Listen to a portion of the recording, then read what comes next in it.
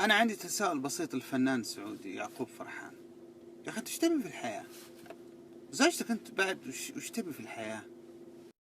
يعني مرة طلعت في برنامج كلامنا واعي وقاعدة تتكلم عن علاقتك الجنسية معها، ما قلنا شيء، ممكن زلة لسان ومذيعة سألتها.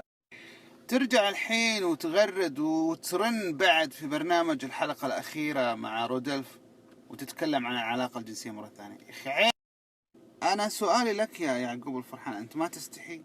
ما تغير؟ ما فيك نخوة الرجل السعودي؟ خالد السعودي الرجل الشرقي. والله عيب من جد، يعني عائلتك ما يشوفونك، أهلك ما يشوفونك، عيالك لا كبروا وجو من هالمتخلفة ما يشوفونها. فضيحة يا أخي فضيحة. وطالعة تقول في برنامج إنه والله سوت قضية ضد ميساء مغربي عشانها بتخطف زوجها. براد بيت مو بيعقوب. سؤال، وش نتاجكم الفني لينا اسكندر ويعقوب فرحان؟ يعقوب فرحان طلع في مسلسل في رمضان شاتم محمد بخش برجله بس، وهذه ليلى اسكندر اقسم بالله يا صوت الحمار الوحشي ازين من صوتها، والله العظيم لا تعرف تغني ولا ادب ولا اخلاق ولا مبدأ ولا شيء.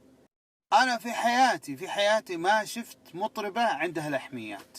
لا وتغني، شيل اللحميات طيب وغني، سوي لك اي شيء بعمرك. بس للأسف الزمن هذا أن الواحد يبحث عن البروباغندا، عن الإثارة، يمسك فيها وخلاص، حتى لو ما عنده فن ولا ما عنده شيء يبرز.